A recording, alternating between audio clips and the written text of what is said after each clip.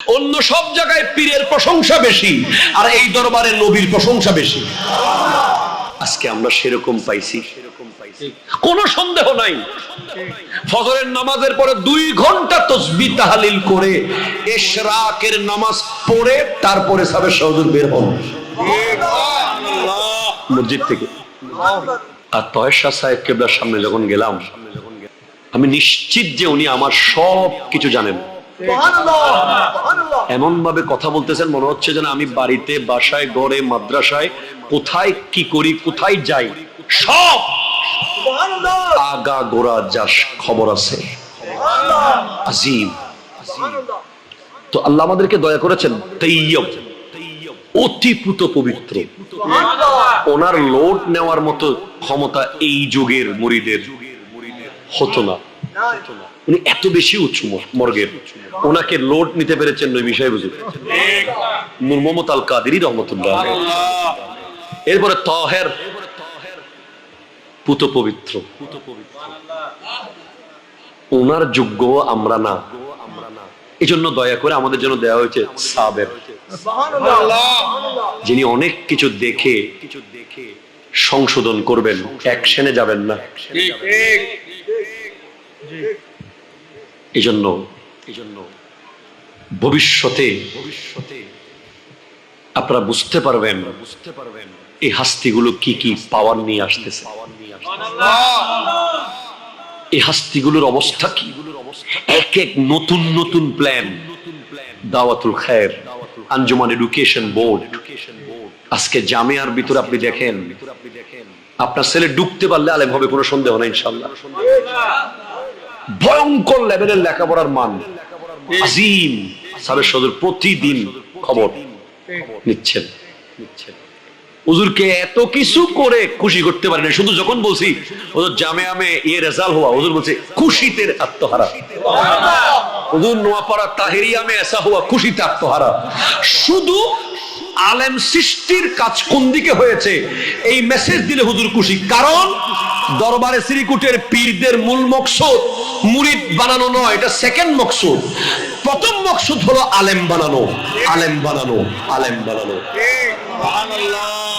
এই জন্য বলছেন কাম করো, দিন কো বাঁচাও, ইসলাম কো বাঁচাও, সচ্চা আলেম তৈয়ার করো।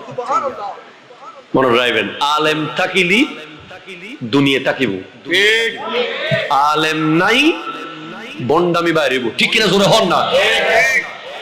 তাহলে ইতারার মূল মিশন আলেম বানন। এতাল্লাই তারা নতাকে দেড়ে বোধকে হয় দে ও আনার ফিসা বুঝুর বছর একবার আই এলে দেখাটা নয় ফয়েজ ফাইন না। ইতারা জবাব দে, পীর যদি উপস্থিত থাকে আপনি পানি পড়ার হাদিয়া দিয়ে খুশি হয়ে চলে যাবেন, আর মাদ্রাসা করার কথা নাই মাথায়। আর পীর যদি বলে যে মুঝে দেখনা হে জামিয়া কো দেখো, আপনার নোয়াপাড়া থেকে এখন মন চাচ্ছে হুজুর কেবলাকে দেখবেন, দাদা হুজুরকে। আপনি শ্রীকুট যেতে পারবেন এখন? আপনি জামিয়াতে চলে যান। জামিয়া সুরতে দাদা হুজুর দাঁড়িয়ে আছে। এই যে নিজেকে বিলীন করে লুকিয়ে মাদ্রাসাকে ফোকাস করে দিয়ে আজ এক জামিয়া শ্রীকুটি বানিয়েছেন, 13 জামিয়া তৈয়ব শাহ কিবলা বানিয়েছেন। আর তয়েশ সদর কিবলা কত শত জামিয়া বানাচ্ছেন, বানিয়েছেন, হিসাব নাই। বাংলাদেশের মানুষ কি ঋণ শোধ করতে পারবে? পারবে না। তো এখন আমরা না জামিয়ার, আমাদের হুজুর আমরা মাদ্রাসা পাইছি, স্কুলের ছেলেরা কি করবে, কলেজের ভাইয়েরা কি করবে, ব্যাংকাররা কি করবে, অফিসাররা কি করবে? ওরা কি মাহরুম হবে? নেই, হ্যাঁ মাহরুম হবে না। ওরা গাউসিয়া কমিটির সদস্য হবে, এরাও খেদমতের সুযোগ পাবে, কিয়ামতের মাঠে এরাও একসাথে থাকবে। এদেরকেও মাহরুম করা হবে না।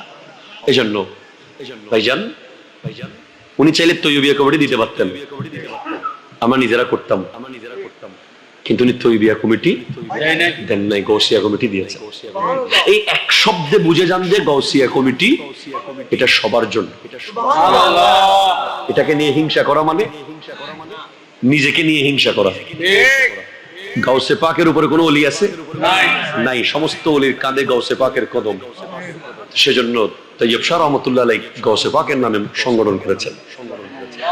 এই দরবার অন্য সব দরবারের মূল প্রোগ্রাম হয় দরবারের মূল পীরের ওরস, আর দরবারের শ্রীকুটের মূল প্রোগ্রাম হলো নবীর জুলুস। অন্য সব জায়গায় পীরের প্রশংসা বেশি, আর এই দরবারে নবীর প্রশংসা বেশি। আমার তরুণ যুবক ভাইদের জন্য সব সময় দরজা খোলা। আপনার দরবারের যে কোনো বিষয়ে আমার সাথে আলোচনা করবেন। আমি জানলে বলবো, না জানলে আমার উস্তাদদের থেকে জেনে বলবো, কিন্তু এদিক সেদিক দরকার নাই। বাস এক রোড পে। আল্লাহ পাক কবুল আর মঞ্জুর করুক।